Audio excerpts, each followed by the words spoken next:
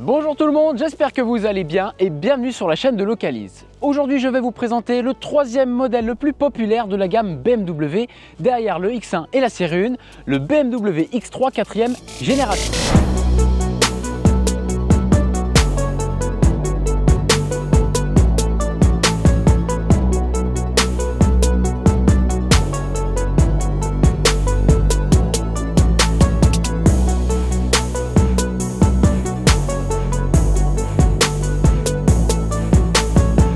Si vous ne connaissez pas le BMW X3, eh bien écoutez, c'est simplement le grand frère du BMW X1 qui est le modèle le plus vendu de la marque allemande. Ensuite, vous allez avoir en deuxième position la série 1 et en troisième position le BMW X3. La première génération du X3 est sortie en 2004 et ce qui est intéressant avec ce véhicule-là, c'est que chaque nouvelle génération est venue avec son lot d'innovation. La première génération de BMW X3 a introduit en première mondiale le système BMW X-Drive, qui est un système de 4 roues motrices qui permet d'adapter le couple soit à l'avant, soit à l'arrière, ou alors répartis de manière équivalente selon les modes de conduite et les conditions de route. La deuxième génération est arrivée avec les nouvelles technologies BMW Efficient Dynamic qui permettaient de réduire de 40 grammes les émissions de CO2, et ce à motorisation équivalente par rapport à la concurrence. Et il y a également eu l'apparition des services BMW Connected Drive qui permettaient d'accéder à tous les services connectés BMW directement depuis l'écran sur le tableau de bord. Et la troisième génération est arrivée avec toute la motorisation BMW en diesel, en essence, en hybride rechargeable, mais également en électrique avec le BMW iX3. Et aujourd'hui, je vous présente la quatrième génération du BMW X3 en motorisation hybride rechargeable. Donc c'est le 30e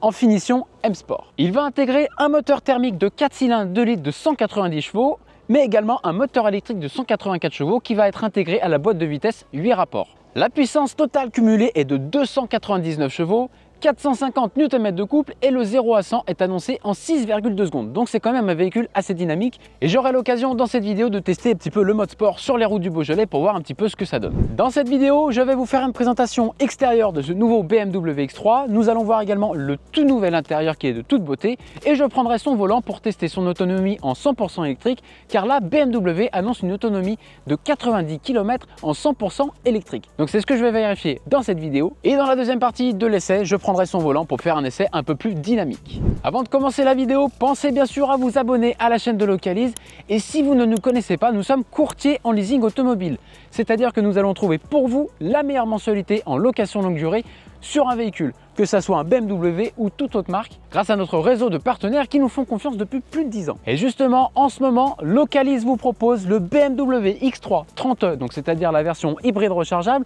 en finition M Sport à partir de 890 € par mois en location longue durée sans apport. Et le malus est inclus dans la mensualité. Donc si ça vous intéresse, je vous invite à cliquer sur le lien qui est juste en dessous dans la description, mais ne traînez pas car c'est limité seulement aux 10 premiers clients. Et nous avons également une offre très intéressante sur la BMW série 1 que j'ai pu essayer récemment. Je vous mets le lien de la vidéo juste en haut à droite, juste ici, et nous vous la proposons à partir de 399 € par mois en location longue durée sans apport. Donc si ça vous intéresse, vous avez simplement à cliquer sur le même lien dans la description et mes collègues prendront contact avec vous. Et on commence tout de suite avec la présentation extérieure. Concernant ici le 3/4 avant, donc on va venir retrouver ici des nouveaux optiques avec une nouvelle signature lumineuse, donc qui sont plus en forme de virgule. On va venir retrouver ici une nouvelle calandre qui est quand même assez imposante, avec des lignes verticales mais aussi en diagonale, qui rappellent fortement la future gamme 100% électrique de BMW, qui est la BMW New Classe E. Sur cette version là, vous avez la calandre rétro-éclairée, donc la nuit c'est vraiment super sympa. On a un avant qui est quand même hyper massif.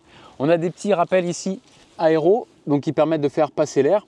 Donc là, vous avez également des petits volets qui viennent s'ouvrir ici pour venir refroidir le moteur. Et vous avez un capot qui est quand même assez allongé et plutôt imposant. En termes de dimension, le véhicule fait 4,75 m de longueur, donc c'est plus 4 cm par rapport à la précédente génération et plus 3 cm en largeur, donc c'est quand même un beau bébé. Et il faut savoir que par rapport à la toute première version du X3, le véhicule s'est vu rallonger au total de 20 cm.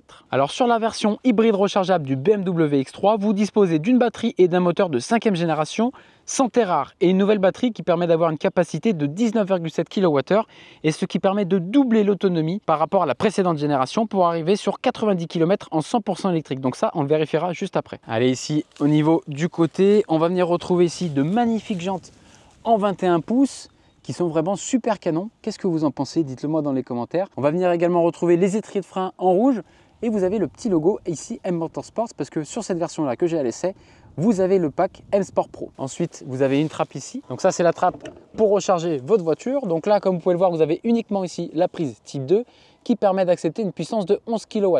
Donc vu que la batterie fait 19,7 kWh, en gros, en moins de 2 heures sur une borne qui délivre 11 kW, vous rechargerez complètement votre batterie. Et si vous avez une borne à la maison ou au travail qui délivre 7,4 kW de puissance, qui est la puissance, on va dire, la plus répandue, vous rechargerez en un petit peu moins de 3 heures. Et si vous n'avez pas de borne à la maison et vous allez recharger uniquement sur une prise classique, donc qui délivre une puissance de 2,2 kW, il faudra compter une recharge complète en un peu moins de 9 heures. Donc vous arrivez le soir, vous branchez votre voiture et le lendemain, vous pouvez repartir avec 90 km d'autonomie en 100% électrique. On va venir retrouver ici donc les rétroviseurs avec le rappel des clignotants, la caméra 360.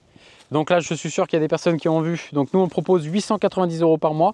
Là, c'est marqué 790 € par mois car il n'y a pas le malus inclus dedans. Au niveau ici du 3/4 arrière, donc on va venir retrouver des nouveaux feux avec une nouvelle signature lumineuse. Donc ça lui va quand même plutôt bien. Ça lui donne vraiment un look très sportif. Ça rappelle fortement ceux du BMW XM qui est un hybride rechargeable mais très bodybuildé de la gamme BMW. On aura ici un petit baquet arrière donc qui est plutôt canon. Et donc là, vous avez l'inscription donc X3 30E, donc qui est l'hybride rechargeable. Et je voulais également remercier les concessions BMW Elidrive donc à Clermont-Ferrand pour le prêt du véhicule pour l'essai. Et donc là, je vais vous montrer la capacité du coffre. Alors, donc vous avez le petit bouton qui est juste ici au-dessus de la plaque. Et regardez, le coffre s'ouvre et on n'entend rien du tout. Donc c'est hyper silencieux. Et là, on va venir retrouver ici un coffre de 460 litres. Et il faut savoir que sur la version hybride rechargeable, le coffre il a été impacté de 110 litres du fait que vous avez la batterie ici, juste sous le plancher. Et là, vous avez une petite poignée, mais malheureusement, vous n'allez pas avoir beaucoup de place supplémentaire pour le rangement du coffre. Mais en tout cas, il est quand même assez profond et je pense très fonctionnel pour pouvoir ranger des choses et pour une famille. Allez, passons tout de suite à la présentation intérieure. Hop. Donc là, on vient ouvrir la porte. Déjà là, on a un magnifique revêtement ici en tissu, un peu effet côte de maille, donc c'est plutôt sympa. Là, on va venir retrouver ici donc de la signature lumineuse, le paramétrage pour régler les sièges, parce que vous avez ici sur cette version-là des sièges électroniques, donc avec plusieurs positions de réglage, et vous pouvez assigner jusqu'à 2 positions. Ensuite, vous avez ici tout ce qui va être donc bien sûr réglage des rétroviseurs et commande pour les vitres arrière. On va venir retrouver ici du cuir, ici du plastique dur. Et là, on a un intérieur donc magnifique avec un tableau de bord ici qui vient reprendre le même tissu que sur les portes. Et on va venir retrouver ici des magnifiques sièges en cuir et alcantara. On va venir retrouver ici donc le magnifique volant en 3 branches avec un esthétique vraiment super sympa. C'est travaillé, ce volant là il est magnifique et la prise en main elle est vraiment top. Vous avez sur la partie gauche ici tout ce qui va être gestion des aides à la conduite et sur la partie droite gestion de tout ce qui va être système d'infodivertissement et de l'affichage de ce que vous voulez avoir ici derrière l'écran. Parce que là vous avez un magnifique écran incurvé que l'on va retrouver aujourd'hui dans toute la nouvelle gamme. Et vous pouvez voir également que vous avez une signature lumineuse un petit peu de partout dans la voiture et c'est quand même hyper canon. Je vous mettrai un petit visuel de ce que ça donne en pleine nuit. C'est vraiment super beau. Ensuite, sur cette version-là, j'ai l'affichage tête haute à ce niveau-là. Et ce qui est intéressant, c'est que regardez, et là en fait, vous n'avez plus du tout de boutons. Donc les seuls boutons qu'on va venir retrouver, c'est les boutons pour de la climatisation, pour régler le flux d'air. Vous allez voir quelques petits raccourcis rapidement ici pour la climatisation, mais sinon tout va se passer ici donc sur l'écran principal. Alors en termes d'ergonomie, c'est pas le top, donc fluidité là-dessus, il n'y a rien à dire. Par contre, effectivement, vous avez plein d'applications, de menus, d'options, de sous-menus. Donc c'est pas hyper ergonomique, mais en tout cas ça fonctionne bien. Et vous avez bien sûr des petits raccourcis juste en dessous pour écouter votre musique, la navigation, la ventilation. Et vous avez le petit bouton ici Android Auto. Donc vous avez bien sûr Android Auto, Apple CarPlay sans fil. Donc ça marche quand même super bien. Ensuite, juste en dessous, donc là on va venir retrouver ici les grilles d'aération, le réglage comme je vous ai dit tout à l'heure. Vous avez ici donc la recharge à induction, vous avez 2 prises USB-C juste là. Alors c'est quand même assez volumineux, mais en tout cas c'est quand même hyper pratique parce que là en gros c'est un peu le vide-poche. Vous mettez votre téléphone, là vous pouvez mettre 2 gobelets et là vous avez ici donc la console centrale qui vous permet ici donc de sélectionner votre vitesse. Et après vous avez quand même pas mal de petits raccourcis, donc c'est pas vraiment des boutons physiques, c'est des petits raccourcis, mais en gros vous avez ici le bouton My Mode, vous pouvez régler ici votre mode de conduite. Vous avez ici l'accès à la caméra 360, donc la caméra 360 marche super bien et vous pouvez bien sûr visualiser votre véhicule donc dans son environnement. Donc là comme vous pouvez voir, je suis au milieu des vignes, donc c'est plutôt sympa. Donc voilà, donc ça marche super bien au niveau de la caméra 360. Et après vous allez venir retrouver ici donc le raccourci pour le média, le téléphone, la navigation, et vous pouvez bien sûr revenir sur le menu. Et vous avez bien sûr ici toujours la petite molette. Vous pouvez quand même bien sûr naviguer dans le système d'infodivertissement avec cette petite molette. Et vous avez juste ici derrière la console centrale un grand accoudoir, donc qui est quand même bien confortable. Par contre, malheureusement, il n'est pas réglable, il est fixe. Et dessous, vous avez ici donc un grand vide-poche pour ranger pas mal de choses. La boîte à gants, hop, vous avez un petit bouton, vous pouvez l'ouvrir ici. Donc la boîte à gants, elle n'est pas très grande. En tout cas, cet intérieur, il est vraiment canon et je trouve que ça donne vraiment un coup de modernité aux intérieurs BMW qui étaient déjà super bien. Mais là, du coup, on est vraiment sur un bel intérieur, une belle signature lumineuse de partout. Ça fait très qualitatif, forcément, c'est premium et c'est BMW. Et sur la partie ici en haut, donc sur la version que j'ai ici, vous avez un toit panoramique qui est quand même magnifique, plutôt grand. Et vous pouvez ici, donc bien sûr, le régler à ce niveau-là. Alors, concernant ici l'espace arrière, hop, allez, je vais m'installer. Donc déjà, ce qu'il faut savoir, c'est que ce véhicule, forcément, a une vocation familiale. Donc, les sièges sont réglés à l'avant à ma taille, je mesure 1,80 m et j'ai vraiment de la place ici au niveau des jambes, je suis bien installé. J'ai de la place ici au niveau des genoux et j'ai également pas mal de place ici au niveau de la tête. Ensuite, on a une petite poignée ici. Sur cette version-là, j'ai des pare-soleils qui sont intégrés aux portes, donc ça c'est quand même assez sympa. On vient retrouver sur les portes ici donc les mêmes matériaux qu'à l'avant. Et je ne l'ai pas précisé tout à l'heure, mais sur cette version-là, j'ai le système son Harman Kardon. Donc le système son et l'immersion sonore, elle est vraiment au top. Ensuite, vous allez avoir donc deux petites aumônières pour mettre un petit peu de rangement. Vous avez également deux rangements dans la portière. On va venir retrouver ici sur la console centrale de quoi gérer votre flux d'air et gérer votre climatisation. Et vous avez également ici deux ports en USB-C pour recharger téléphone ou tablette. Et au niveau de la place du milieu, écoutez, s'il n'y a personne, vous avez une petite languette, vous tirez, vous avez ici un accoudoir central avec l'emplacement pour mettre deux porte-gobelets. Et concernant la place centrale, alors on va venir s'installer. Donc là, l'assise est quand même assez moelleuse. Là, vous pouvez voir que si je m'assois normalement, j'ai de la place. Si je m'étale un petit peu, je suis quand même assez proche des sièges et quand vous êtes trois à l'arrière, écoutez, vous ne serez pas du tout serré parce que là, il y a quand même encore beaucoup de place à droite et à gauche. Donc ça le fait parfaitement. Maintenant que nous avons vu la présentation extérieure et intérieure, je vous propose de passer à l'essai routier où je vais tester tout de suite son autonomie en 100% électrique car BMW annonce une autonomie de 90 km. Donc on va tester ça et je testerai également le véhicule sur son côté dynamique avec le mode sport dans les petites routes du Beaujolais. Me voilà au volant de ce X3 pour l'essai routier et on va commencer tout de suite par tester son autonomie en 100% électrique. Et on est censé avoir une autonomie de 90 km en mode 100% électrique. Donc on va vérifier ça. J'ai planifié un itinéraire sur Android Auto, donc j'ai 42 km à l'aller, 42 km au retour. Donc je vais vous documenter tout ça. Et il faut savoir que pour mettre le mode 100% électrique, vous avez ici sur la console centrale My Mode, vous cliquez et il faut se mettre en mode efficient. Le mode efficient permet de rouler avec la voiture en 100% électrique jusqu'à 120 km/h. Donc on va voir un petit peu si on peut faire ces 90 km en 100% électrique. Et il faut savoir une chose, c'est que si vous faites beaucoup d'autoroutes, l'hybride rechargeable, c'est pas vraiment adapté pour votre usage.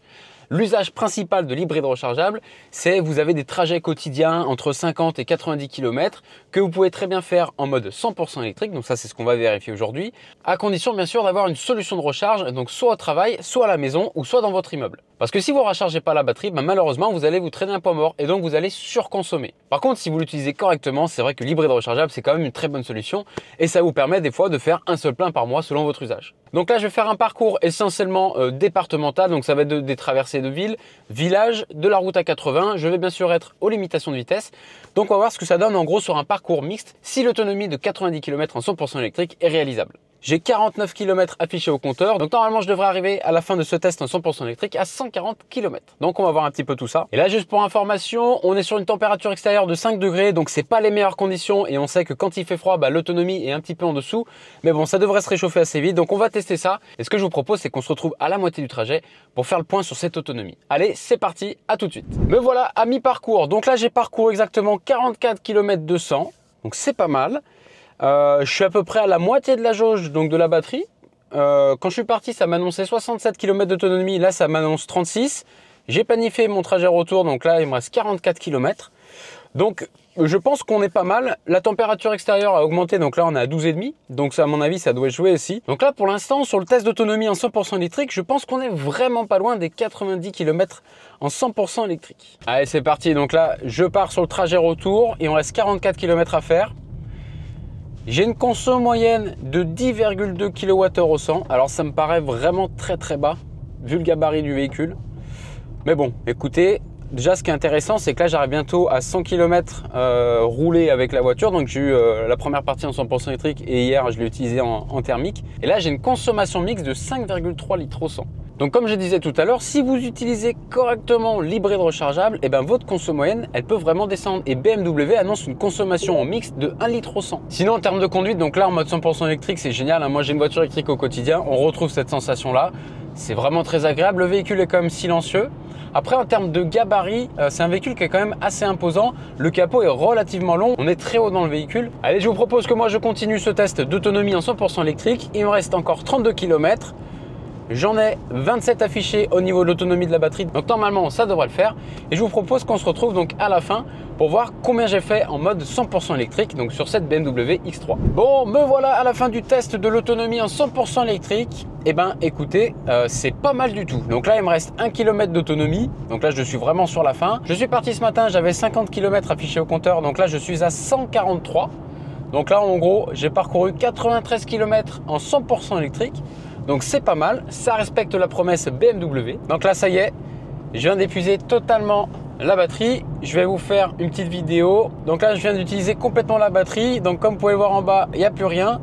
Et donc là en gros j'ai une consommation mixte, c'est-à-dire thermique plus électrique sur 145 km de 3,5 litres au 100. Et la consommation électrique, je suis à 12,8. Donc franchement, si vous utilisez bien le mode 100% électrique, à vous les économies. Et 3,5 litres au 100 pour un joli bébé comme ça, eh ben écoutez, c'est pas grand chose. Par contre là, en termes de consommation en 100% électrique, je suis à 12,8 kWh. Donc autant vous dire qu'une consommation électrique de 12,8, c'est vraiment sur les voitures électriques les plus efficientes et les plus légères. Donc là, à mon avis, il y a un petit souci de calcul au niveau de l'électrique parce qu'on est sur une batterie de 19,7 kWh de capacité. Donc ce qui veut dire que là, non, vu que j'ai consommé 12,8, donc ça veut dire que potentiellement j'aurai encore de l'autonomie. Donc là, à mon avis, il y a un petit souci sur le calcul de l'autonomie. Donc là, ce que je vous propose maintenant, c'est de tester cette voiture, mais dans une conduite un petit peu plus dynamique pour voir un petit peu son comportement routier et voir un petit peu son dynamisme parce qu'on est sur un véhicule quand même de 299 chevaux. Donc on va tester ça sur les petites routes du Beaujolais. Allez, c'est parti. Allez, maintenant on va tester la conduite, on va dire traditionnelle, et puis après je vais prendre des petites routes pour tester un peu plus le mode dynamique, voir un petit peu ce que ça donne.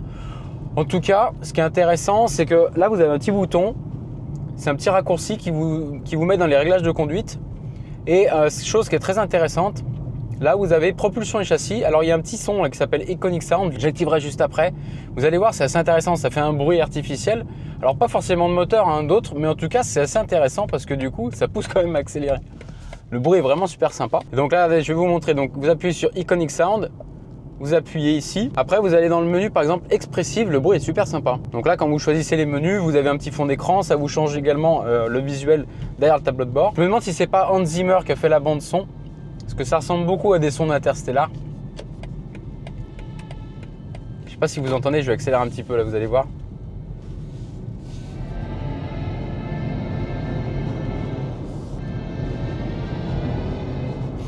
Franchement, c'est vraiment super bien. Du coup, vous n'avez même pas besoin d'écouter de la musique.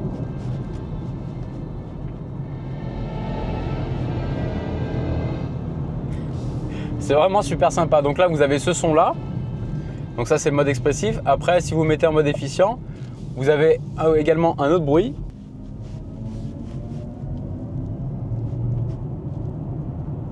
Donc c'est un bruit qui est plutôt sympa. Et le moteur, franchement, on ne l'entend pas trop. C'est vraiment très bien insonorisé. Donc c'est vraiment un véhicule qui est hyper agréable à conduire. Bon allez, on va enlever ces petits sons. On va se mettre en mode sport. Et on va voir un petit peu ce que ça donne sur route, voir comment se comporte un petit peu ce véhicule. Alors déjà, ce que j'ai pu voir, c'est que lorsque vous êtes en ville, sur des routes un peu abîmées ou lorsque vous prenez des dodanes, la suspension elle est quand même assez souple, donc c'est vraiment très confortable. Donc là, en mode sport, on entend un peu plus le bruit du moteur. Et là, on va appuyer un petit peu, voir ce que ça donne. Donc ouais, ça monte un peu plus dans les tours. Donc c'est quand même assez dynamique, hein, c'est sympa. Hein. On va voir un petit peu au freinage ce que ça donne. Ouais, ça freine bien aussi. Allez, donc là on va attaquer des petites routes, on va voir un petit peu ce que ça donne. Donc toujours bien sûr en respectant les limitations de vitesse. Donc là c'est limité à 80. On va voir un petit peu ce que ça donne. Vous avez également derrière le volant des palettes qui vous permettent de passer en mode manuel. Allez, on va voir un petit peu, on va attaquer un peu les petites routes. C'est vrai qu'il y a un petit temps de latence au début. Alors ça c'est parce que j'ai l'habitude de conduire une électrique. Mais effectivement là quand vous écrasez un peu la pédale, ça rétrograde, donc il y a un petit temps de latence et après ça part. Bon, la direction elle est vraiment incisive, c'est très précis. Donc je rappelle, 299 chevaux au total.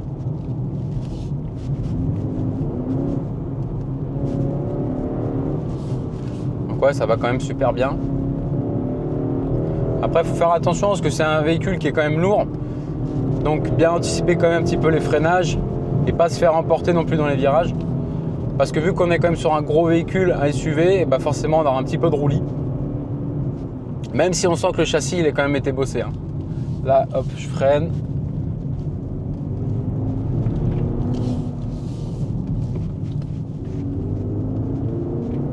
Ouais, non, c'est vraiment sympa. Alors là, il faut savoir que j'étais en mode sport, mais j'avais pas la boîte de vitesse sport. Si vous voulez passer en boîte de vitesse sport, il faut faire un coup en arrière.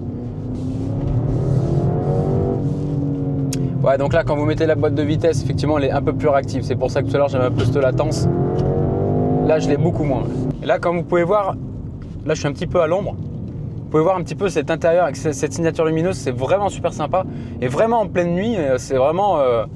L'intérieur est vraiment super beau, quoi. Allez, moi je vais finir de profiter au volant de ce BMW X3 et on se retrouve tout de suite pour la conclusion. Nous arrivons à la fin de cette vidéo essai de ce BMW X3, donc j'espère que cette vidéo vous a plu. Si c'est le cas, pensez bien sûr à mettre un petit pouce bleu sur la vidéo, à vous abonner à la chaîne de Localize et activer la petite cloche pour être averti des prochaines vidéos. Et si ce BMW X3 vous plaît, sachez que Localize vous le propose à partir de 890 € par mois en location longue durée sans apport. Pour en profiter, vous avez simplement à cliquer sur le lien dans la description et à bientôt pour un prochain essai.